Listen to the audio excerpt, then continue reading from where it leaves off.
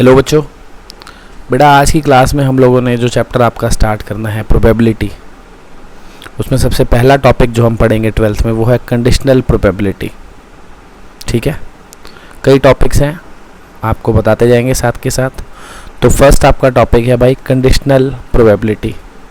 तो बच्चों आपको एक बात पहले बता दूं, 12th की प्रोबेबिलिटी सीखने से पहले आपको 11th की प्रोबेबिलिटी में जो भी कंसेप्ट्स थे वो सब अच्छे से आने चाहिए, तभी चीज़ें समझ में आएंगी। अगर आपको वो नहीं आते तो आप पहले 11th वाली वीडियोस देख सकते हैं, अदरवाइज़ आपको दिक्कत आएगी चैप्टर में।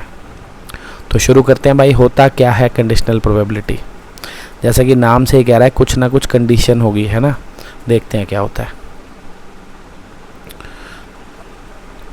तो भाई ये है, सबसे पहले तो आपको ये फॉर्मूला बहुत देखने को मिलेगा इस चैप्टर में, इस टॉपिक में, probability of A upon B. क्या होता है अभी समझाता हूँ आपको। ये फॉर्मूला है probability of A upon B निकालने का, probability of A intersection B upon probability of B. इस फॉर्मूले को ऐसे भी लिखा जा सकता है, ठीक है। क्या फ़र्क है दोनों में वो भी समझाता हूँ, और ये क्या होता है वो भी आपको बताता हूँ, पर ये आपको याद तो करना ही पड़ेगा फॉर्मूला, ठीक है भाइयों। तो सबसे पहले हम ये देखेंगे, ये पी ए बाय बी का मतलब क्या होता है। ये जो पी ए बाय बी लिखा है इसका मतलब क्या है। पी ए बाय बी का मतलब है बच्चों, हम निकाल रहे हैं probability of A, probability of A when B is already known और occurred और given, एक ही बात है, ठीक है। याद रखेंगे कि जो हम probability of A by B निकालते हैं, ये हम प्रोबेबिलिटी ऑफ ए निकाल रहे हैं जब बी हमें ऑलरेडी पता है, हो चुका है, बी गिवन है, एक ही बात है, ठीक है। मतलब ए बाय बी में बी की प्रोबेबिलिटी नहीं निकलती, ए की निकलती है, अंडर द कंडीशन कि बी हैज़ ऑलरेडी हैपेंड, कि बी हो चुका है। अब उस सिनेरियो में हम ए की प्रोबेबिलिटी निकाल रहे हैं, ठीक है ना, कि ए की प्रोबेबिलिटी निकालो अंडर कंसिडरेशन कि बी हो चुका है। तो उसको निकालने का ये फॉर्मूला है, probability of A intersection B upon probability of B. ये वाला बेसिक फॉर्मूला है, ठीक है भाई।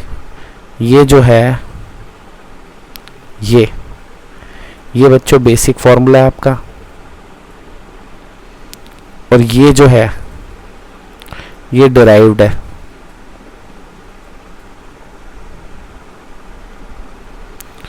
तो भाई जो बेसिक वाला फॉर्मूला है ये हर जगह एप्लीकेबल नहीं होता, डिराइव्ड वाला हर जगह एप्लीकेबल है। तो इसीलिए मैं कहूँगा आप इसे ही याद करो, बेसिक वाला हर जगह एप्लीकेबल नहीं होता। कहाँ नहीं होता वो भी मैं आपको अभी समझा दूंगा। फिलहाल आप ये समझेंगे कि ए बाय बी मतलब किसकी प्रोबेबिलिटी है, ए की प्रोबेबिलिटी निकाल रहे हैं जब बी ऑलरेडी हो चुका है, हमें पता है, ठीक है। अब ये क्या है फॉर्मूला वो समझते हैं। सबसे पहले बेसिक वाले को समझेंगे कि ये क्या लिखा है, एन ए इंटरसेक्शन बी, और ये एन बी क्या है। इसको हम एक सिनेरियो लेके समझते हैं बच्चों, देखते हैं। देखो, जैसे कि मैंने आपको कहा कि सपोज़ आपके पास कोई 10 नंबर लिखे हुए हैं, कोई 10 टिकट्स हैं जिन पर 10 नंबर्स लिखे हैं, ऐसे 1 2 3 4 5 6 7 8 9 10, ठीक है भाई। एक हमने सिनेरियो ले लिया। एस क्या होता है, सैम्पल स्पेस, आपको पता होना चाहिए अगर आपने 11th की वीडियोस देख ली हैं तो हमने कह दिया एक सैम्पल स्पेस बनाया कि 10 नंबर्स लिखे हुए हैं भाई ये, और हमने इनमें से एक नंबर सिलेक्ट किया, ठीक है। अब हम 2 इवेंट्स लिखेंगे, यहाँ पे 2 इवेंट्स डिफाइन करेंगे, एक ए ले लेते हैं, एक बी ले लेते हैं। मान लो ए है कि नंबर इज इवन, बी है कि नंबर इज ग्रेटर देन 4,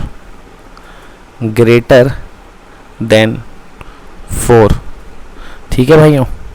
ये ए हो गई इवेंट और ये बी इवेंट हो गई। अब अगर आपको ए के लिए सेट बनाना हो तो क्या बनेगा।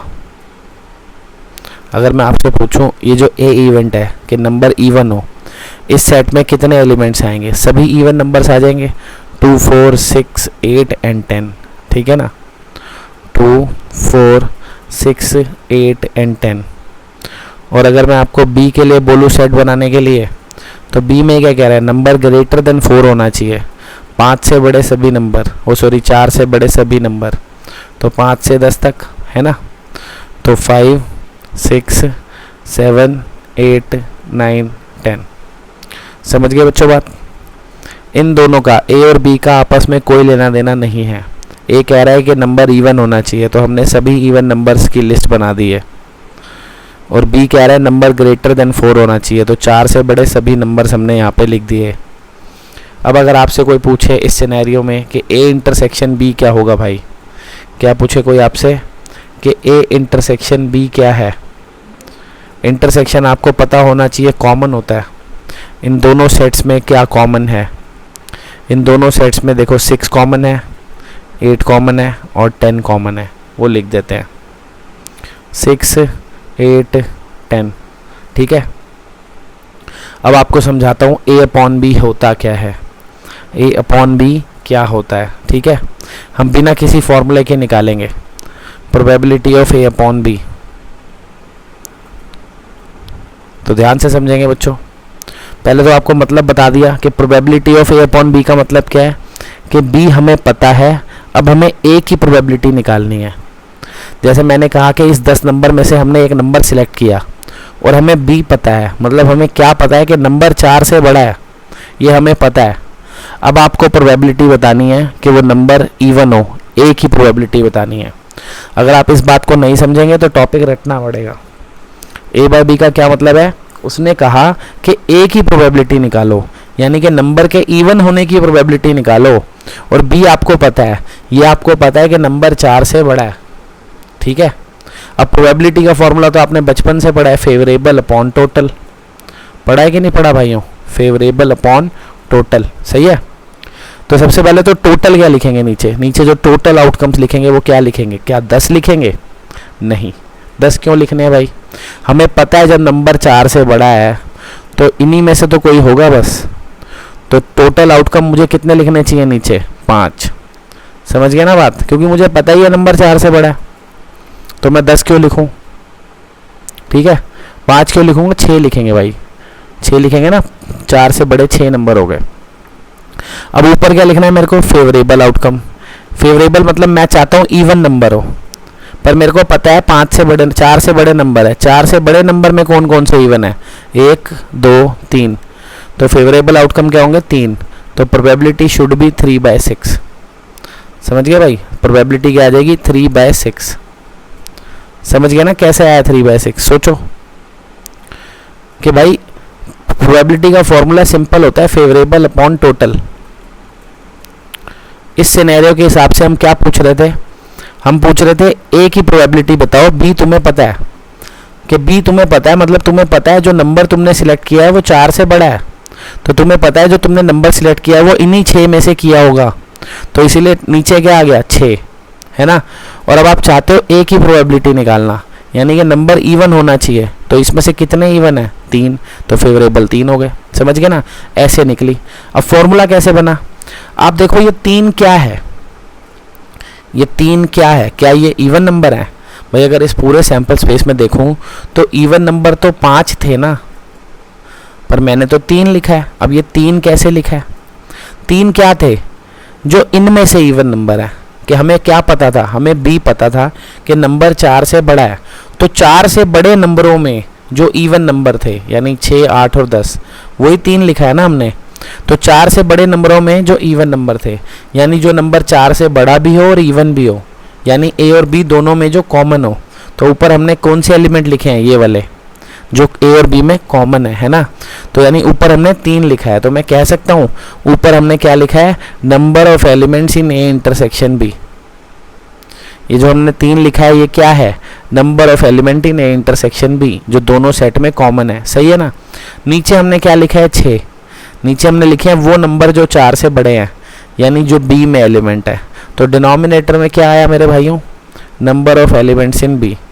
तो ये हमारा फॉर्मूला हो गया ना ए बाय बी निकालने का, हो गया कि नहीं हो गया, ए बाय बी निकालने का ये फॉर्मूला बन गया।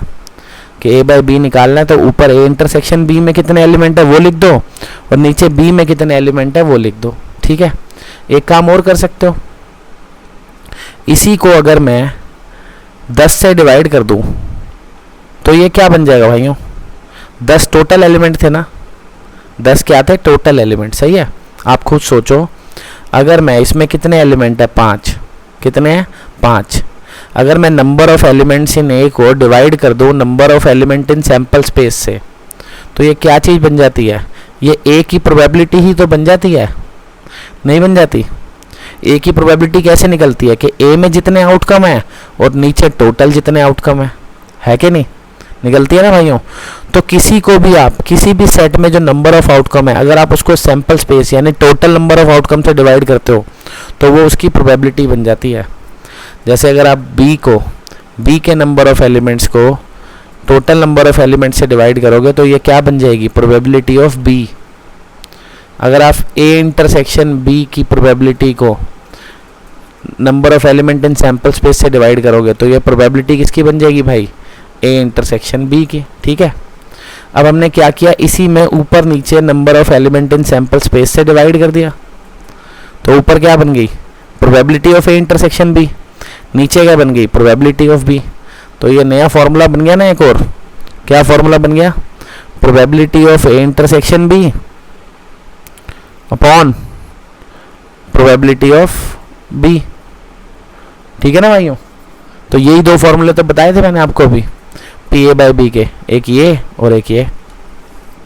अब ये फॉर्मूला हर जगह नहीं लगता बच्चों, ये जो ब्लू वाला लिखा है प्रोबेबिलिटी वाला ये हर जगह लगता है, जबकि बना ये इसी से ही है।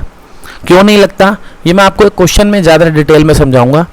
ये नंबर ऑफ एलिमेंट वाली बात बच्चों तभी चलती है जब सारी इवेंट्स इक्वली लाइकली हो। इक्वली लाइकली का मतलब है जैसे सैंपल स्पेस में जो 10 वैल्यूज़ लिखी हैं इन सभी की प्रोबेबिलिटी यहाँ पे क्या है 1/10 है ना। लेकिन कभी कभी बायस्ड होते हैं, जैसे अभी आपने कॉइन वॉइन है, नॉर्मली अब आप जब एक कॉइन टॉस करते हो हेड या टेल, प्रोबेबिलिटी क्या होती है, दोनों की 1/2 होती है, हेड की भी टेल की भी। लेकिन कभी कभी बायस्ड कॉइन भी आते हैं, उनकी शेप कुछ इस हिसाब से बनाई गई होती है कि मान लो हेड की प्रोबेबिलिटी 75% है, टेल की 25% है। ठीक है ना, तो ऐसे केसेस में नंबर ऑफ आउटकम वाले सिस्टम से काम नहीं चलता, क्योंकि अगर आप नंबर से निकालोगे तो एक बार हेड है, टोटल 2 है, प्रोबेबिलिटी तो 1/2 होनी चाहिए, लेकिन प्रोबेबिलिटी 1/2 थोड़ी है, 75% है ना। तो जहाँ पे इवेंट्स, सभी इवेंट्स जो होती हैं वो इक्वली लाइकली नहीं होती, मतलब जिनमें सबकी प्रोबेबिलिटी सेम नहीं होती, वहाँ ये फॉर्मूला फेल हो जाता है। तो बेटर यही है आप इसी फॉर्मूले को याद रखें। बाकी जिसको समझ आ गया वो तो दोनों ही अप्लाई कर सकता है, कोई सा कभी भी। जिसको बात नहीं समझ में आई वो बच्चा इसी फॉर्मूले को याद रखे। ठीक है बच्चों, सारी कहानी आपको समझ आ गई तो अच्छी बात है, नहीं समझ में आई तो ये गारंटी है आपको दे रहा हूँ टॉपिक समझ आ जाएगा, बस आप ये फॉर्मूला याद कर लो कि पी ए बाई बी कैसे निकलता है, probability of A intersection B upon probability of B. ठीक है, समझ गए ना। ये जो नीचे लिखा है उसकी प्रोबेबिलिटी इसको नीचे लिखना है और ऊपर हमेशा इंटरसेक्शन लिखना है। कि अगर आपको पी बी बाई ए निकालना होता, बी बाई ए, तो क्या करते हैं आप, ऊपर लिखते हैं probability of A intersection B, नीचे लिखते हैं प्रोबेबिलिटी ऑफ ए। बस इतना याद रख लो, ख़त्म। और ये भी याद रख लो कि ये निकालना कब है, ये कब निकालना है, जब उसने आपसे एक इवेंट की प्रोबेबिलिटी पूछी है, दूसरी आपको पता है। क्वेश्चन में साफ लिखी होगी statement, find the probability of A given that B has already occurred, known और गिवन, ऐसा कुछ लिखा होगा। ठीक है, तो तब हम इसे यूज़ करते हैं। क्वेश्चन की तरफ पढ़ते हैं, आपको ज़्यादा क्लियर होगा, बस आप इस फॉर्मूले को याद कर लो भाई। ठीक है, अब हम बढ़ते हैं क्वेश्चंस की ओर। तो भाई एनसीईआरटी के एग्जांपल्स देखेंगे सबसे पहले। तो पहले आपके पास आता है ये एग्जांपल नंबर 1। देखो क्या कह रहा है, if probability of A is this, कोई ए इवेंट है उसकी प्रोबेबिलिटी है 7/13, probability of B is 9/13 and probability of A intersection B is 4/13। ये कह रहा है भाई probability of A by B निकालो, तो इसमें तो कुछ काम ही नहीं है, सीधा फॉर्मूला लगाना है। Probability of A by B क्या हो गई, ये फॉर्मूला आपको बताया था अभी, probability of A intersection B upon probability of B. तो ए इंटरसेक्शन बी की वैल्यू ये रख दी और बी की प्रोबेबिलिटी ये लिख दी, 13 ख़त्म, आंसर आ गया। सही है ना। ये अगर आपसे उसने प्रोबेबिलिटी ऑफ बी बाय ए पूछी होती, क्या पूछी होती, प्रोबेबिलिटी ऑफ बी अपॉन ए, तो कैसे निकालते भाई, तब भी ऊपर तो ए इंटरसेक्शन बी आता, नीचे इस बार क्या आता, ए। ठीक है ना, ए बाय बी निकालनी है तो नीचे आएगा बी, बी बाय ए निकालनी है तो नीचे आएगा ए, ऊपर हमेशा इंटरसेक्शन आएगा। ठीक है, ये अपॉन बी का मतलब क्या होता है कि ये इवेंट हमें पता है तो ये टोटल का काम करती है ना, इसलिए नीचे ही आती है और ऊपर हमेशा इंटरसेक्शन आएगा। बस ये फॉर्मूला आप याद कर लो, क्वेश्चन अपने आप हो जाएंगे। अब ये तो सिंपल सीधा सीधा क्वेश्चन था। अब ये एग्जाम्पल 2 है जो समझने वाला क्वेश्चन है। तो अब मैं आपको क्वेश्चन करने का तरीका बता रहा हूँ, आपने क्वेश्चन करने कैसे होते हैं प्रोबेबिलिटी के। सबसे पहले आप क्वेश्चन पढ़ते ही ना सैंपल स्पेस बनाने की कोशिश किया करो अगर बन सकता है तो। जैसे ये कह रहा है अ फैमिली हैज़ 2 चिल्ड्रन, एक फैमिली में 2 बच्चे हैं, तो आगे हम क्वेश्चन को पढ़ ही नहीं रहे, हम सीधा पहले सैंपल स्पेस बनाएंगे। अब भाई एक फैमिली में 2 बच्चे हैं, एक फैमिली में भाइयों और बहनों 2 बच्चे हैं, तो वो जो 2 बच्चे हैं उसने ट्विंस तो बोला नहीं ना, उसने ट्विंस तो कहीं भी नहीं लिखा, उसने बस बोला एक फैमिली में 2 बच्चे हैं। और ट्विंस भी होते हैं, अपना ज़्यादा दिमाग खर्च मत करना, ट्विंस में भी 1-2 मिनट का फ़र्क होता है, तो बड़े छोटे का कंसेप्ट वहाँ भी होता है कि एक बड़ा बच्चा होता है और एक छोटा, उनका बर्थ ऑर्डर तब भी है, तो हम उसी हिसाब से देखेंगे कौन बड़ा है और कौन छोटा है। तो ये हो सकता है फैमिली में जो 2 बच्चे हैं, फैमिली में जो 2 बच्चे हैं, बड़े वाली लड़की हो छोटे वाली भी लड़की हो, यानी दोनों की दोनों गर्ल हो, है कि नहीं। या ऐसा हो सकता है बड़ी वाली लड़की हो छोटे वाला लड़का हो। ये मैं उनको बर्थ ऑर्डर में लिख रहा हूँ, ठीक है। ये जो पहले लिखा है वो बड़ा बच्चा है, जो बाद में लिखा है वो छोटा बच्चा है। तो बड़ी भी लड़की छोटी भी लड़की, बड़ी लड़की छोटा लड़का। और कुछ हो सकता है, ये हो सकता है बड़ा वाला बच्चा बॉय हो छोटे वाला बच्चा गर्ल हो, या दोनों के दोनों बॉयज़ हो। इसके अलावा कुछ भी नहीं हो सकता। 4 पॉसिबल सिनेरियो है कि अगर एक फैमिली में 2 बच्चे हैं तो हो सकता है दोनों लड़कियां हो, दोनों लड़के हों, बड़ी लड़की छोटा लड़का हो, या बड़ा लड़का छोटी लड़की हो। इन चारों के अलावा कोई पॉसिबिलिटी नहीं है। ठीक है, अब क्वेश्चन की ओर बढ़ते हैं। अब देखो क्वेश्चन पढ़ के हमें पता कैसे चलता है, कंडीशनल प्रोबेबिलिटी का क्वेश्चन है। देखो क्या कह रहा है, what is the probability that both the children are boys given that at least one of them is a boy. देखो क्वेश्चन में क्या कह रहा है, एक चीज की प्रोबेबिलिटी पूछ रहा है, किसकी, कि बोथ आर बॉयज, इसकी पूछ रहा है। और एक चीज गिवन है, क्या कह रहा है, given that at least one of them is a boy. तो हो रही है ना 2 बातें, कि एक चीज ये पूछ रहा है यहां से लेके यहां तक कि बोथ आर बॉयज, और एक इसने हमें बता रखा है कि कम से कम एक लड़का तो है। एक इवेंट ये हो गई, 2 इवेंट हो गई ना भाई। मान लो यहां से यहां तक ये जो बात लिखी है ये हमारी ए इवेंट हो गई कि बोथ आर बॉयज, और at least one of them is a boy ये हमारी दूसरी इवेंट हो गई जिसे हम बी लेंगे। तो पढ़ के ऐसे ही पता चलता है कंडीशनल का क्वेश्चन है। एक बात ये हमसे पूछ रहा होता है प्रोबेबिलिटी एक चीज़ की, और एक चीज़ इसने हमें बता रखी होती है। ठीक है, तो उसी हिसाब से हम 2 इवेंट एज्यूम करेंगे। ठीक है, तो क्वेश्चन करने का तरीका ये है मेरे भाइयों कि आप इवेंट्स को एज्यूम करो। 2 इवेंट ले ली, एक ए ले ली एक बी ले ली।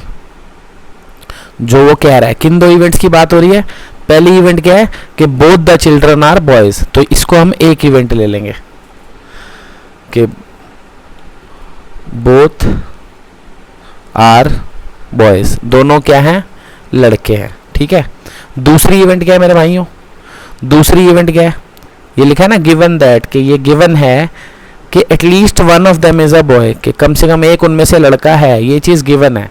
इसको भी एक इवेंट मान लेते हैं कि at least one of them is a boy, at least one of them is a boy. ठीक है, अब ये हमारी 2 इवेंट्स हो गई जिसके बारे में क्वेश्चन में बात हो रही है। तो अब हम इनके लिए सेट भी बना लेंगे, इनके लिए सेट भी बना लेंगे भाई। पहले ए के लिए सेट बना लेते हैं। ए में क्या कह रहा है, दोनों लड़के होने चाहिए। तो सैंपल स्पेस में ऐसे कितने पॉइंट्स है जहाँ पे दोनों लड़के हैं, एक ही है ना, बस यही एक पॉसिबिलिटी है जहाँ पे दोनों लड़के हैं, तो ये ए सेट में आ जाएगा। तो ए के लिए जो सेट बनाया उसमें एक ही एलिमेंट आया, क्योंकि एक ही ऐसा एलिमेंट है, एक ही ऐसा सिनेरियो है जिसमें दोनों बॉयज हैं। अब हम बी के लिए सेट बनाएंगे। ठीक है, जब हम बी के लिए सेट बनाएंगे क्या कह रहा है, at least one of them is a boy, कम से कम एक लड़का होना चाहिए, एक होगा या एक से ज़्यादा होंगे। तो ये तीनों को आप देखो, इसमें भी एक लड़का है, इसमें भी एक लड़का है, और इसमें भी कम से कम एक तो है ही ना, एक से ज़्यादा है तो क्या दिक्कत है। तो ये तीनों के तीनों एलिमेंट्स बी में आ जाएंगे। ठीक है भाइयों, ये हमने ए और बी के लिए सेट बना दिए। एक बात ध्यान रखना, जब आप ए और बी के लिए सेट बना रहे हो, एक दूसरे को नहीं देखना है, इंडिविजुअली पढ़ के सेट बनाना है। इसको अलग से पढ़ के सैंपल स्पेस में से उठाना है, फिर इसको भी अलग से पढ़ के सैंपल स्पेस में से उठाना है। इनमें कॉमन क्या है वो तो तब देखेंगे ना जब ए इंटरसेक्शन बी लिखेंगे। ए इंटरसेक्शन बी के दोनों में कॉमन क्या है तो दिख ही रहा है आपको, इसमें एक ही एलिमेंट है, इसमें 3 एलिमेंट है, ये पूरा का पूरा ही कॉमन है ना, पूरा का पूरा ही कॉमन है कि जो ए इंटरसेक्शन बी है वो कुल मिला के आप ऐसे कह सकते हो ए ही है। सही बात है कि नहीं? ए इंटरसेक्शन बी को आप ए कह सकते हो क्योंकि ए पूरा का पूरा बी में है। तो ये हो गया। अब हम देखेंगे हमें निकालना क्या है कि हमें भैया किस चीज़ की प्रोबेबिलिटी निकालनी है। क्वेश्चन में हमें किस चीज़ की प्रोबेबिलिटी निकालनी है वो देखना है कि हमें ए की प्रोबेबिलिटी निकालनी है कि बी की निकालनी है और गिवन क्या है। देख लो, लिखा है what is the probability both are boys. हमें किसकी प्रोबेबिलिटी फाइंड करनी है कि दोनों बॉयज़ हो। याद रखना, हमें किसकी प्रोबेबिलिटी फाइंड करनी है, दोनों बॉयज़ हो, ए की प्रोबेबिलिटी फाइंड करनी है। ठीक है, और गिवन क्या है, गिवन क्या है भाइयों, ये लिखा given that at least one of them is a boy. ये चीज़ गिवन है तो इसको बी है, इसको बी माना था ना हमने, और ये हमें गिवन है। तो जो हमें गिवन है वो हमने नीचे लिखना है, जो हमें गिवन है वो हमने नीचे लिखना है। तो ये हमें निकालना है। समझ गए भाई? ए बाय बी क्यों निकालना है? क्योंकि ए की फाइंड करनी है, बी गिवन है। जो फाइंड करनी होती है उसको ऊपर लिखते हैं, जो गिवन होता है उसको नीचे। फाइंड करो probability of A given that B is already known. अब ए बाय बी का फॉर्मूला तो आपको पता ही है। Probability of A by B का फॉर्मूला नहीं पता क्या? Probability of A intersection B upon probability of B, पता है ना? अब आपको क्या लिखना है भाई? अब आपको लिखनी है बच्चों probability of A intersection B. कैसे निकलेगी प्रोबेबिलिटी? किसी भी चीज़ की प्रोबेबिलिटी कैसे निकलती है भाई? इंटरसेक्शन बी में कितने एलिमेंट है? 1। टोटल सैंपल स्पेस में कितने एलिमेंट है? 4। तो probability of A intersection B क्या हुई? 1/4। सही है। फिर हमें लिखनी है प्रोबेबिलिटी ऑफ बी। बी की प्रोबेबिलिटी कैसे निकलेगी? बी में कितने एलिमेंट है? 3। टोटल एलिमेंट कितने थे? 4। तो बी की प्रोबेबिलिटी क्या हो गई? 3/4। Answer is 1/3। सही है कि नहीं है? हो गया। अब हम सीधा भी कर सकते थे कि ए बाय बी निकालना था तो ए इंटरसेक्शन बी में कितने एलिमेंट है? 1 है ना, और नीचे बी में कितने एलिमेंट है? 3। तो सीधा 1/3 लिख देते, मतलब वो वाला फॉर्मूला लगा देते, A by B equal to n A intersection B upon n B. सीधा क्या करो, number of element in A intersection B which is 1 है ना, फिर number of element in B which is 3, सीधा भी आंसर आ जाता। पर ये फॉर्मूला हमेशा लगेगा, वो हमेशा नहीं लगेगा। बताया ना, सारी इवेंट इक्वली लाइकली होनी चाहिए। यहाँ पे इक्वली लाइकली थी, सारी पॉसिबिलिटीज क्या हैं? 1/4। ये कब नहीं होते सब इक्वल? जब नहीं होते तो क्वेश्चन में दे रखा होता है कि किसी चीज़ के होने की संभावना ज़्यादा है, किसी की कम है, ऐसा दे रखा होता है वहाँ पे। ठीक है, आएंगे ऐसे क्वेश्चन आएंगे, तसल्ली रखो। बाकी ये फॉर्मूला तो सब जगह लगेगा ही, तो यही लगाओ, ज़्यादा दिमाग खर्च करने की ज़रूरत ही नहीं है। ठीक है भाइयों, तो बड़े अगले क्वेश्चन की ओर बढ़ते हैं। तो देखो भाई, तरीका क्या है इन क्वेश्चंस को करने का? तरीका ये है कि भाई सबसे पहले क्वेश्चन में बनाओ सैंपल स्पेस। समझे कि तरीका क्या कहता है? देखो आपको स्टेप्स बता देता हूं मैं कि सबसे पहले आप सैंपल स्पेस बनाओ क्वेश्चन पढ़ते ही। सैंपल स्पेस के टोटल क्या क्या आउटकम्स पॉसिबल हैं। फिर आप 2 इवेंट एज्यूम करो, ए और बी, जिनके बारे में बात हो रही है। ठीक है, जनरली मैं तो क्या करता हूँ, जो फाइंड करनी है उसको ए लेट कर लेता हूँ, जिसकी प्रोबेबिलिटी फाइंड करनी है जो गिवन होती है उसको बी लेट कर लेता हूँ।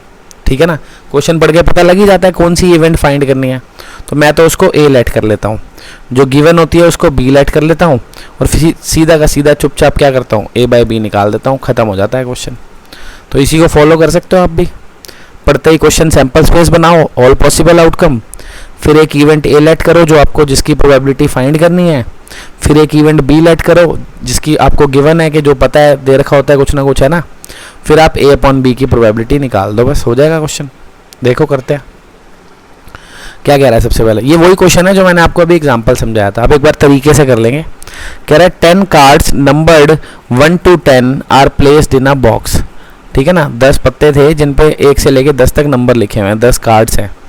Mixed up thoroughly and 1 card is drawn randomly, एक पत्ता निकाला है, ठीक है ना।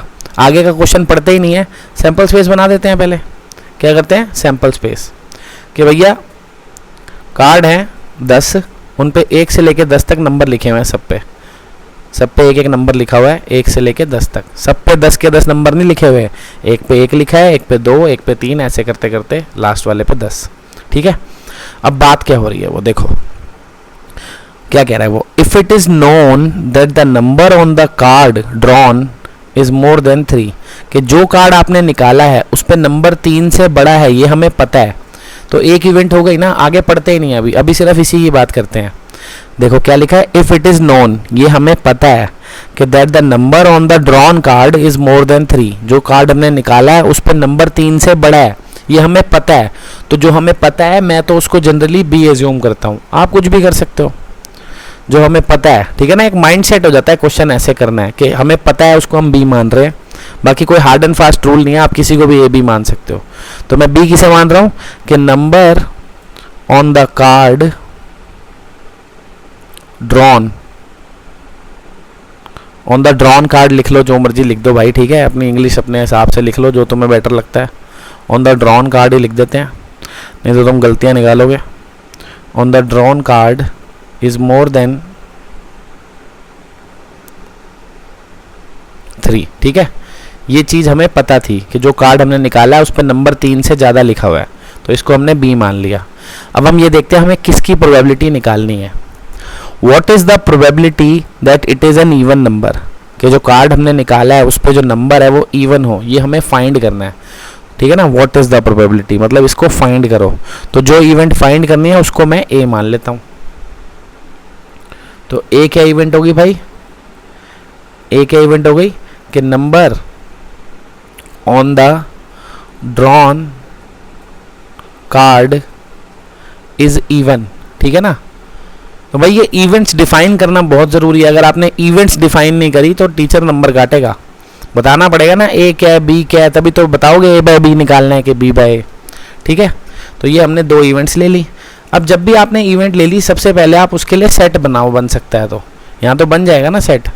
कई केसेस होते हैं जहाँ बंदा सेट नहीं बना पाता, अब 1000 बच्चे हैं तो उनका सेट कौन बनाएगा, वहाँ फिर हम ऐसे ही काम चलाते हैं। यहाँ तो सेट बन सकता है, बनाओ। ए क्या कह रहा है, number on the card is even. आपको फिर से बता रहा हूँ, आप बी और ए को आपस में अभी रिलेट नहीं करेंगे, आप इंडिविजुअली दोनों के लिए सेट बनाएंगे। कह रहा है number on the card is even, तो इनमें से सैंपल स्पेस में से जो जो इवन नंबर है सब लिख दो। क्या क्या है, 2, 4, 6, 8, 10, ठीक है। फिर आपने बी के लिए सेट बनाना है, बी के लिए सेट बनाना है ना। बी क्या कह रहा है, number on the card is more than 3, 3 से बड़े सभी नंबर, 4, 5, 6, 7, 8, 9, 10, ठीक है भाई, सैंपल स्पेस में से। अब हमने निकालना है ए इंटरसेक्शन बी, ये तो हमेशा निकालना ही है ना, ये तो चाहिए ही होता है। ए इंटरसेक्शन बी, दोनों में कॉमन क्या है वो देख लो आप, इन दोनों में क्या कॉमन है देख ही रहा है, 4, 6, 8, 10, 4, 6, 8, 10 कॉमन है ना, लिख दो। समझ गए भाइयों। अब हमें क्या निकालना है, अब आप चाहो तो पहले से ही प्रोबेबिलिटियां भी निकाल के रख सकते हो, ए की प्रोबेबिलिटी भी निकाल लो, बी की भी निकाल लो, ए इंटरसेक्शन बी की भी निकाल लो, सबकी निकाल लो आपको निकालनी है तो, ताकि फिर कुछ भी निकालना हो बंदा इजीली निकाल लेता है। ए की प्रोबेबिलिटी कैसे निकलेगी, ए में कितने एलिमेंट है 5, टोटल कितने एलिमेंट है 10, तो भैया ए की प्रोबेबिलिटी क्या हो जाएगी 5/10। समझ गया ना, प्रोबेबिलिटी तो वही है फेवरेबल अपॉन टोटल। बी की निकालनी है, बी में कितने एलिमेंट है 7, टोटल कितने थे 10, तो 7/10। ए इंटरसेक्शन बी की प्रोबेबिलिटी निकालनी है, ए इंटरसेक्शन बी में कितने एलिमेंट है 4, टोटल है 10, तो 4/10, ठीक है। ये हमने इन तीनों की प्रोबेबिलिटीज़ निकाल ली। अब क्वेश्चन में हमें क्या निकालना है, ए बाय बी निकालना है कि नहीं। ए बाय बी क्यों निकालना है, हमने इवेंट मानी उसी हिसाब से थी, अगर आपको याद हो तो। मैंने गिवन वाली को बी माना था, है ना, जो गिवन था, और जो फाइंड करनी थी उसे ए माना था, तो इसीलिए तो ए बाय बी निकालना है ना। हमें क्वेश्चन में गिवन क्या है कि नंबर 3 से बड़ा है, ये हमें पता है, तो जो हमें पता है उसे हम नीचे लिखेंगे। फाइंड हमें करनी है कि नंबर इवन हो, इसकी प्रोबेबिलिटी, इसलिए ए को ऊपर रखा है, यानी हमें ए बाय बी फाइंड करना है। और probability of A by B का फॉर्मूला आपको पता ही है, probability of A intersection B upon probability of B. सही है ना, सारी प्रोबेबिलिटीज आपने निकाल रखी हैं। ये रही ए इंटरसेक्शन बी की प्रोबेबिलिटी, ये रही बी की प्रोबेबिलिटी, डिवाइड कर दो दोनों को, कितना आ जाएगा भाइयों, 4/7। सही है ना, ये ऊपर ये नीचे, 4/10 नीचे 7/10 आ गया जी 4/7। खत्म हो गया भाइयों क्वेश्चन। बढ़ते हैं अगले क्वेश्चन की ओर। तो क्या कह रहा है अगला क्वेश्चन, देखते हैं। देखो भाई क्या कह रहा है, कह रहा है in a school there are 1000 students out of which 430 are girls. ठीक है, कि एक स्कूल में टोटल 1000 बच्चे हैं जिसमें से 430 गर्ल्स हैं। ठीक है, आगे कह रहा है it is known that out of 430 10% of the girls study in class 12th। कि जो टोटल 430 गर्ल्स हैं उसमें से 10% लड़कियां 12th में पढ़ती हैं। 10% यानी 43 है ना, 430 का 10% इज 43, तो 43 लड़कियां क्लास 12th में पढ़ती हैं। ठीक है, ये हमारे को डेटा गिवन है। आगे फिर हमारा क्वेश्चन शुरू है, व्हाट इज द प्रोबेबिलिटी, और ड्रामा लिखा हुआ है आगे, वो बाद में देखेंगे। पहले हम डेटा को जरा तरीके से लिख लेते हैं ताकि हमको याद रहे क्या क्या था। ठीक है भाई, डेटा क्या था अपना, कि टोटल बच्चे हैं स्कूल में 1000। ठीक है ना भाइयों, स्कूल में कितने बच्चे हैं, 1000। 1000 में से भाइयों लड़कियां कितनी हैं, 430 गर्ल्स हैं। तो बॉयज़ कितने हो गए अपने आप ही, 570। सही है ना, 570 क्या हो गए भाई, बॉयज़ हो गए। और एक बात और बता रखी है उसने कि जो 430 लड़कियां हैं इसमें से 10% लड़कियां 12th में पढ़ती हैं। कितनी लड़कियां 12th में पढ़ती हैं, इस 430 में से 10% इक्वल्स टू 43 है ना, 43 लड़कियां क्लास 12th में पढ़ती हैं। बाकी जो लड़कियां वो किसी भी क्लास में है वो नहीं पता हमको बस ये पता है कि 430 में से 43 लड़कियां 12th क्लास में पढ़ती हैं। अब हम बढ़ते हैं क्वेश्चन की ओर कि क्या कह रहा है, वो क्या पूछ रहा है, क्या बता रहा है। देखो, what is the probability that a student chosen randomly studies in class 12th। अभी यहीं पे बात ख़त्म करते हैं। एक चीज़ पूछ ली ना इसने हमसे कि जो बच्चा हमने सिलेक्ट किया है वो 12th क्लास में पढ़ता हो। ठीक है, जो बच्चा हमने रैंडमली सिलेक्ट किया है वो क्लास 12th में पढ़ता हो, इसकी प्रोबेबिलिटी हमें फाइंड करनी है। तो जो हमें फाइंड करना है उसे हम क्या मान लेते हैं, ए मान लेते हैं। चलो, है ना, एक इवेंट ले लेते हैं भैया ए, कि क्या, कि चोजन स्टूडेंट जो सिलेक्ट किया है हमने, chosen student studies in class 12th। कि जो बच्चा हम सिलेक्ट कर रहे हैं वो 12वीं कक्षा में पढ़ता हो। ठीक है ना, इसी की प्रोबेबिलिटी हमें निकालनी है, इसलिए हमने इसे ए मान लिया। अब बी इवेंट लेंगे एक जो हमें गिवन होगा, कुछ गिवन भी होगा, चलते हैं। गिवन क्या है देखो, ये तो यहाँ तक तो ये था ना, सब कुछ फाइंड ही करना था। ये लिखा देखो, given that the chosen student is a girl. क्या गिवन है, कि जो बच्चा हमने सिलेक्ट किया है वो एक लड़की है, ये गिवन है, तो इसको हम बी मान लेते हैं। ठीक है, इस इवेंट को हमने बी मान लिया कि chosen student is a girl.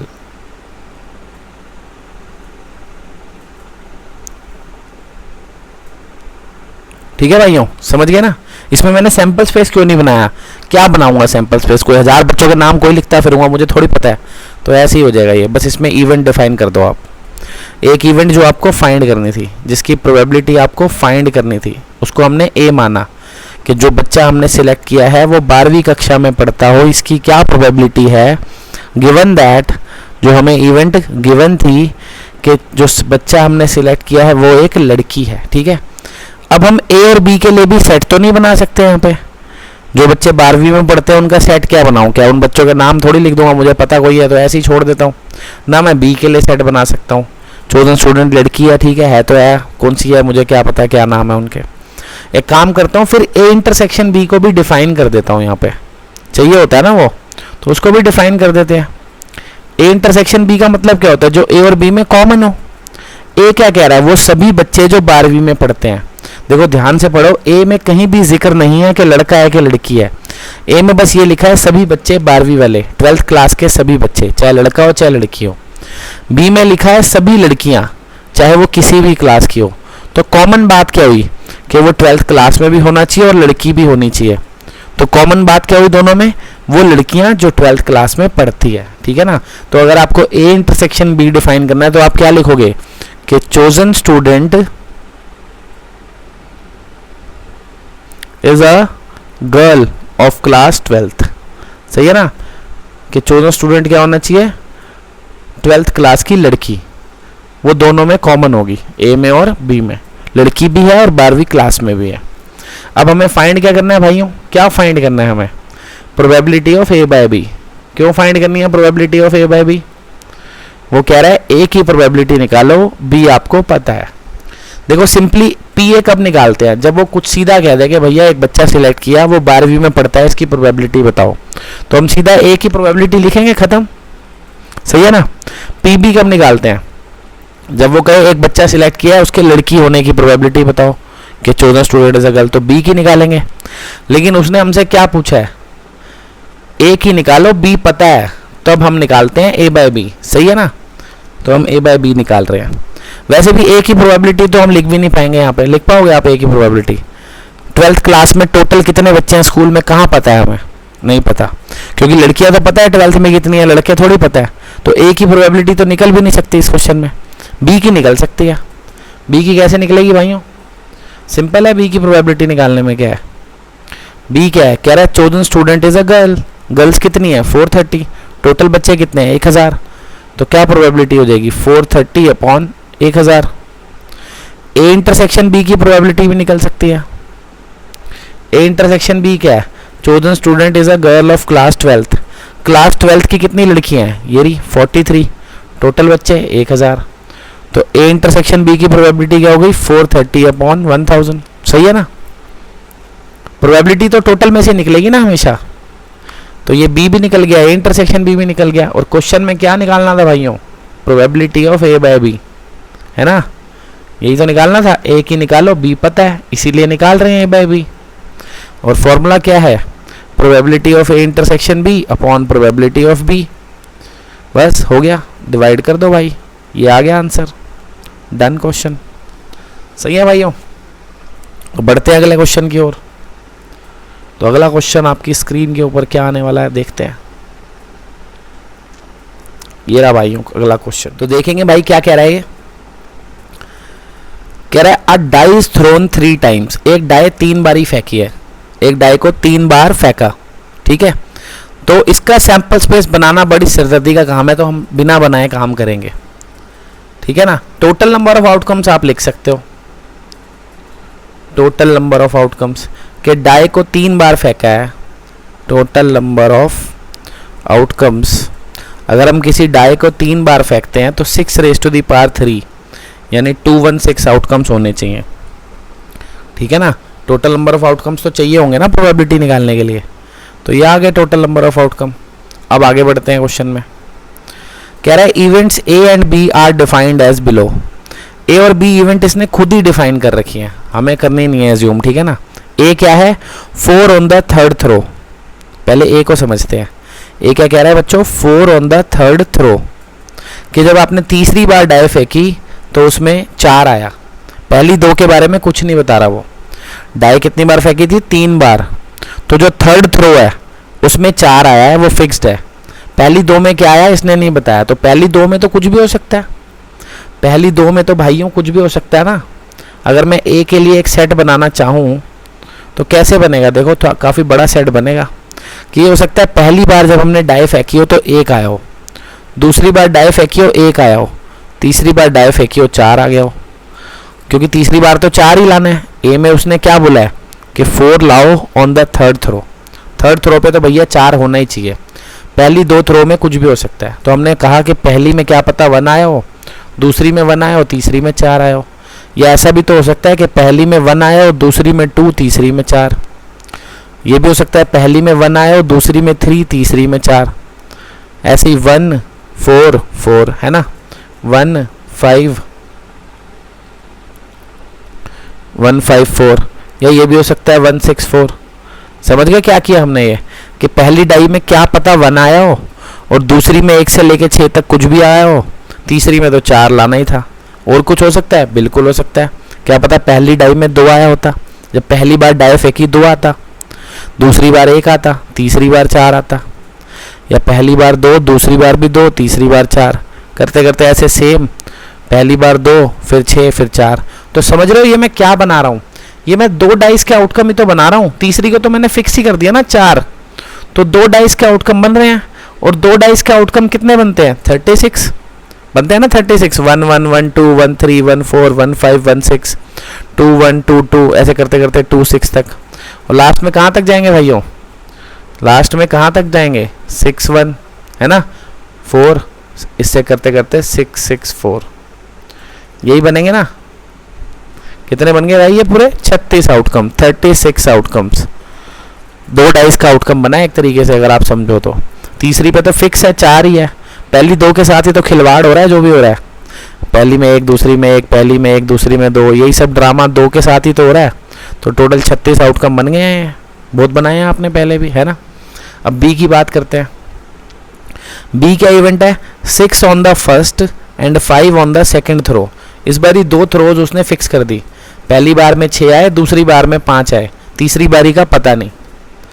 क्या हो भाइयों, कि पहली बारी में 6 आ जाए, दूसरी बारी में 5, तो तीसरी बारी में क्या आ सकता है, क्या पता 1 आए, क्या पता 2 आए, क्या पता भाइयों 3 आए, क्या पता 4 आए, क्या पता 5 आ जाए, या क्या पता 6 ही आ जाए। सही है कि नहीं है। उसने क्या बोला है बी में उसने ये बोला है कि पहली बार में 6 आए, दूसरी बार में 5, तीसरी बारी का पता नहीं। तो हमने 1 से लेके 6 तक सब पॉसिबिलिटीज ले ली, खत्म। तो ये ए बन गया, ये बी बन गया। अब क्वेश्चन को बाद में पढ़ेंगे आगे। अगर आपसे ए इंटरसेक्शन बी पूछा जाए तो लिख लोगे ना, कि नहीं लिख लोगे, ए इंटरसेक्शन बी लिख लोगे ना भाइयों। ए और बी में कॉमन, सीधा सीधा दिख रहा है, ज़्यादा दिमाग लगाने की ज़रूरत नहीं है, यही कॉमन है। पूछो क्यों। ए में सबके पीछे 4 लिखा है भाई, ए में सबके पीछे 4 लिखा है, बी में सिर्फ एक यही है जिसके पीछे 4 लिखा है। तो इसी को देख लो बस, यहाँ कॉमन है कि नहीं है। इस 6 6 4 से पहले हो गया ना 6 5 4, तो ये कॉमन है, बस एक ही कॉमन है ना। और कोई मिल जाए तो मुझे बता देना भाई, मेरे को तो नहीं दिख रहा। ये हमने सारे लिख लिए, ए बी और ए इंटरसेक्शन बी। अब चाहो तो आप इनकी प्रोबेबिलिटीज भी लिख सकते हो। ए की प्रोबेबिलिटी क्या होगी, ए में कितने आउटकम है, 36 सही है ना। टोटल आउटकम कितने थे, 216, और इसमें 36, तो प्रोबेबिलिटी फेवरेबल अपॉन टोटल, यानी 36 अपॉन 216। सही है, समझ गए भाई। काटा पीटी अपने आप कर लेना जो करना है तुम्हें। बी में कितने आउटकम है भाई, बी में कितने आउटकम है, 6, टोटल कितने थे 216, तो probability should be 6 upon 216। A intersection B कैसे निकलेगा भाई, देखो मैं इनको ना काटा पीटी इसलिए नहीं कर रहा हूँ, सबके नीचे 216 है, जब डिवाइड करूँगा तो आसानी रहेगी, ठीक है ना, इसलिए यहाँ पे मैं ड्रामा नहीं कर रहा कुछ। A intersection B, A intersection B में कितने एलिमेंट है, एक ही तो एलिमेंट है बस ये, और टोटल कितने थे 216, तो प्रोबेबिलिटी शुड बी 1 अपॉन 216। अब हमें किसकी प्रोबेबिलिटी निकालनी है और क्या हमें करना है, क्या हमें पता है वो देखते हैं क्वेश्चन में जाके। क्या कह रहा है ये, फाइंड द प्रोबेबिलिटी, क्या कह रहा है, find the probability of A की प्रोबेबिलिटी निकालनी है, given that B has already occurred, यानी ए बाय बी निकालना है ना। समझ गए ना, ए बाय बी कब निकालना होता है, जब वो क्या कह रहा हो, ए की निकालो जबकि बी आपको पता है या पहले से हो चुका है, हमें ए बाय बी निकालना है, निकाल लेते हैं। Probability of A by B क्या फॉर्मूला होता है भाई, probability of A intersection B upon probability of B, आपको पता ही है दोनों, सही है ना। ये रहा ए इंटरसेक्शन बी, ये रहा बी, दोनों को डिवाइड कर दो, क्या आ जाएगा भाइयों 1/6 दिख गया, है ना, हो गया क्वेश्चन डन। बड़े अगले क्वेश्चन की ओर भाइयों, बड़े चलो।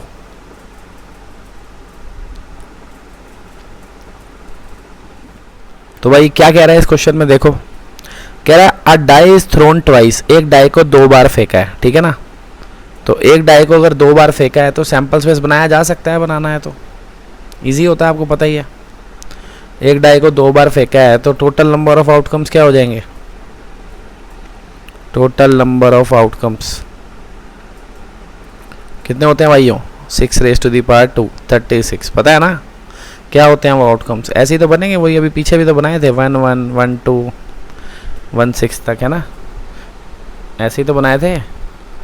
ये तो आपने 11th में भी बनाए होंगे, 1 1 1 2 1 3 1 4 1 5 1 6, ऐसे 36 आउटकम बन जाते हैं ना। 2 1 2 2 से लेकर 2 6 तक, ऐसे चलते रहते हैं। 6 1 से लेकर 6 6 तक, ये 36 आउटकम बनते हैं। ठीक है, तो हम बना नहीं रहे, हम मान के चल रहे हैं आपके दिमाग में ये 36 आउटकम्स हैं। बाकी 36 आपको याद रखना है, क्या करना है इनसे। ठीक है, आगे बढ़ते हैं। कह रहा है a die is thrown twice and the sum of the numbers appearing is observe to be 6। यानी हमें पता है कि डाई जब हमने 2 बार फेंकी तो नंबर्स का सम 6 है भाई। जो डाई हमने फेंकी है 2 बार, तो वो जो दोनों बार नंबर आए हैं उन दोनों नंबर्स का सम 6 है, ये हमें पता है। ठीक है ना, तो जो हमें पता है उसे क्या मानेंगे? बी। ठीक है भाइयों, आप ए भी मान सकते हो, फिर आप बी बाय ए निकाल लेना भाई। मैं क्या करता हूँ, जनरली जो पता है उसे बी ही मानता हूँ। सिखाने का तरीका है हर किसी का अपना अपना। पता लग गया ना क्वेश्चन पढ़ के, ये हमें पता है। A die is thrown twice, एक डाई को 2 बार फेंका, and the sum of the numbers appearing is observe to be 6, कि नंबर्स का सम 6 है, ये हमें दिख गया, हमें पता है इसका मतलब, तो हम उसे बी मान लेते हैं कि sum of numbers is 6। Sum of numbers is 6। ठीक है भाइयों,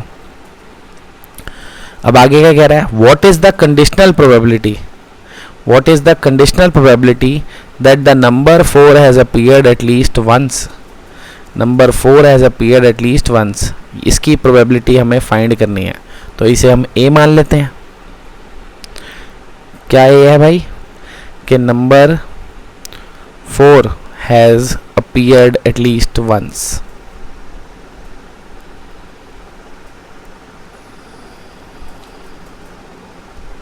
अब हम ए और बी के लिए सेट बनाएंगे। ठीक है भाइयों, क्या कह रहा है ये? कि नंबर 4 कम से कम एक बार तो आया हो। जो आपने 2 बार डाई फेंकी है, कम से कम एक बार 4 आया हो। तो कहाँ कहाँ 4 होता है?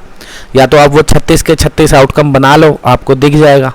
और थोड़ा सा आपका दिमाग चलता है तो आप डायरेक्ट भी लिख सकते हो कि क्या पता 4 1 आया हो, 4 2 आया हो, 4 3 आया हो, 4 4 4 5 4 6। हो सकता है ना कि पहली बार डाई में 4 आया हो, दूसरी बार 1 आया हो, पहली बार 4 दूसरी बार 2, ऐसे करते करते ये सारे।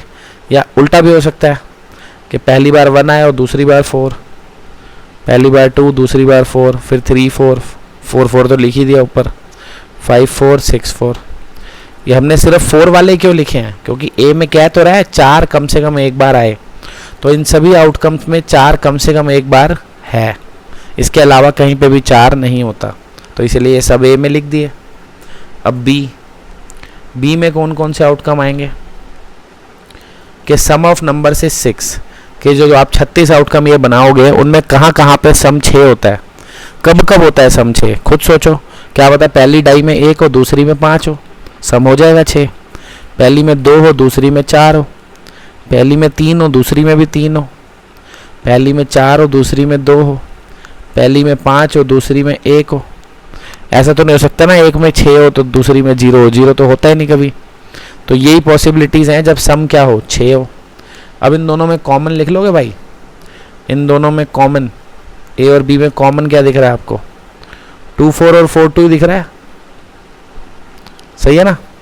दोनों में कॉमन क्या है? 2 4 यहाँ भी है, 2 4 यहाँ भी है, 4 2 यहाँ भी है, 4 2 यहाँ भी है, बस यही कॉमन है।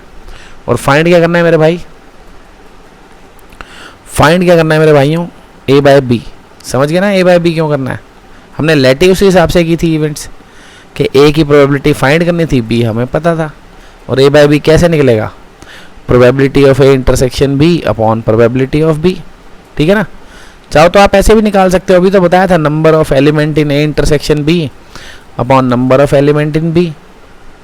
ए इंटरसेक्शन बी में कितने एलिमेंट है? 2। बी में कितने एलिमेंट है? 5। तो सीधी प्रोबेबिलिटी क्या आ गई? 2/5। सही है। और अगर आप इस फॉर्मूले से करते तब भी वही पड़ता, ए इंटरसेक्शन बी की प्रोबेबिलिटी क्या होती, ए इंटरसेक्शन बी में 2 एलिमेंट हैं, टोटल एलिमेंट 36 थे, ऊपर आता है 2/36, नीचे क्या आता बी की प्रोबेबिलिटी, बी में 5 एलिमेंट है तो 5/36, तब भी तो 2/5 ही आता। ठीक है, तो आप तो देख रहे हो हर क्वेश्चन में दोनों में एक ही बात है, दोनों में से कोई भी फॉर्मूला लगा लो। अब आ गया जिसका आपको था इंतज़ार, वो घड़ी आ गई भाई, जिस क्वेश्चन में इस फॉर्मूले से आंसर नहीं आएगा, इस फॉर्मूले से नहीं आएगा, इससे आएगा। ठीक है, अब वही क्वेश्चन करने जा रहे हैं, बढ़ते हैं भाई आगे। जहाँ पे इवेंट्स इक्वली लाइकली नहीं होती तब ये फॉर्मूला फेल होता है। ठीक है ना, इक्वली लाइकली समझ रहे हो ना, कि जो 36 आउटकम होते हैं सबके सब इक्वली लाइकली होते हैं, सबकी प्रोबेबिलिटी 1/36 होती है। सैंपल स्पेस में जो 36 आउटकम बनेंगे सबकी प्रोबेबिलिटी सेम है। कई बारी ऐसा सैंपल स्पेस बनता है जब सबकी प्रोबेबिलिटी सेम नहीं होती, वहाँ ये फॉर्मूला फेल हो जाता है। वही अब आपको हम दिखाएंगे अगले क्वेश्चन में। बढ़ते हैं भाई अगले क्वेश्चन की ओर।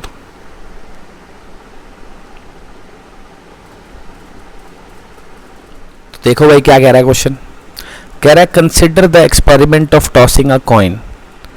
एक कॉइन फेंक रहे हैं, ठीक है। If the coin shows head toss it again. अगर कॉइन में हेड आ जाता है पहली बार तो उसे दोबारा फेंको। But if it shows tail, अगर पहली बार टेल आता है देन थ्रो अ डाई। ठीक है, तो आगे का क्वेश्चन भाई यहाँ से लेके यहाँ तक हम बाद में पढ़ेंगे, पहले जरा सिर्फ हम इन 2 लाइनों पे गौर करेंगे। क्या कह रहा है ये कह रहा है भाई एक कॉइन फेंको, अगर तो कॉइन में हेड आ जाता है तो फिर से कॉइन फेंको, अगर कॉइन में टेल आता है तो एक डाई फेंको। ठीक है, ये देखो ये इसने डायग्राम बना रखा है बहुत ही बढ़िया, कि भैया सबसे पहले एक कॉइन फेंका, कॉइन में अगर हेड आया तो दोबारा से कॉइन फेंका। अब दोबारा से हेड या टेल कुछ भी आ सकता है, सही है ना, समझ गए बात के नहीं समझे, कि भाई एक कॉइन फेंका, कॉइन में अगर हेड आ गया तो फिर से कॉइन फेंकना है, तो 2 आउटकम होंगे कि पहली बार तो हेड आ ही चुका है, दूसरी बार कॉइन फेंकूंगा तो हेड या टेल कुछ भी आ सकता है। ठीक है, लेकिन अगर उस कॉइन में पहली बार टेल आया होगा तो फिर ये कॉइन नहीं फेंकेगा दोबारा, फिर ये डाई फेंकेगा, और डाई फेंकेगा तो 6 पॉसिबल आउटकम है। ये 6 पॉसिबल आउटकम, कि यदि पहली बार टेल आया तो 6 पॉसिबिलिटीज़ हैं, क्योंकि डाई फेंक रहा हूँ तो डाई में 1 2 3 4 5 6 कुछ भी आ सकता है। टी पहले क्यों लिखा हुआ है, क्योंकि टेल तो आ ही चुका है ना पहले, इसलिए उन्हें लिख दिया। तो पॉसिबल आउटकम ये 8 बनेंगे, सही है ना। 8 क्यों बनेंगे, कि हो सकता है पहली बार हेड आया हो, फिर वो दोबारा कॉइन फेंकेगा, फिर से हेड आ जाए, या पहली बार हेड आया हो फिर वो दोबारा कॉइन फेंकेगा, टेल आ जाए, या पहली बार टेल आया हो, अगर पहली बार टेल आएगा तो वो कॉइन नहीं फेंकेगा, वो डाई फेंकेगा, और डाई पे 1 भी आ सकता है, 2 भी, 3 भी, 4 भी, 5 भी, 6 भी। तो टोटल ये 8 पॉसिबल आउटकम बने, जिसे इन्हें सैंपल स्पेस में लिख दिया है। तो ये हमारा सैंपल स्पेस बन गया भाई। कितने आउटकम्स हैं इसमें, 8, 1 2 3 4 5 6 7 8, सही है बच्चों। अब यहाँ पे ये जो 8 आउटकम्स है ना भाई, ये इक्वली लाइकली नहीं है। इक्वली लाइकली तब होते जब इन सब की प्रोबेबिलिटी 1/8 होती, क्योंकि 8 हैं तो सब की प्रोबेबिलिटी क्या होनी चाहिए थी, 1/8, पर ऐसा नहीं है। इन सब की प्रोबेबिलिटी 1/8 नहीं है। क्यों नहीं है, देखो खुद ही सोचो। हेड पहला हेड आने की प्रोबेबिलिटी क्या होती है, 1/2, दूसरा हेड आने की भी 1/2, तो प्रोबेबिलिटी क्या बन गई, 1/4। यानी ये जो हमारा आउटकम है एच, इसकी प्रोबेबिलिटी क्या है भाई, 1/4। ऐसे एच टी की भी क्या होगी, 1/4। समझ गए ना, एच टी की 1/4 क्यों होगी, पहला हेड आने की प्रोबेबिलिटी 1/2, फिर टेल आने की 1/2, प्रोबेबिलिटी इज 1/4।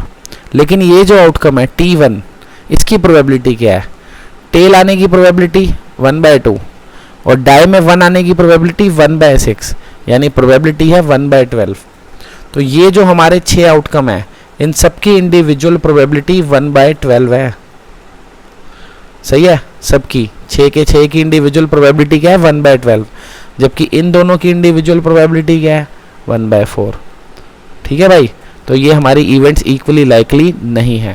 देखो यहाँ इसने ये एक्सप्लेन भी कर रखा है कि जब आपने कॉइन फेंका तो कॉइन में हेड आने की प्रोबेबिलिटी 1/2, टेल आने की भी 1/2। दोबारा जब कॉइन फेंका तो हेड और टेल आएगा, तो इंडिविजुअली उनकी हाफ होगी, और पहले से ये हाफ आया हुआ है ये वाला हेड, ठीक है ना।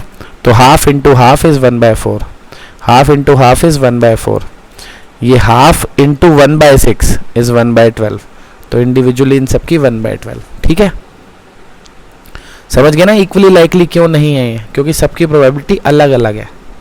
इन 6 की प्रोबेबिलिटी सेम है, इन 2 की सेम है, 8 की सेम नहीं है। अब पढ़ते हैं क्वेश्चन।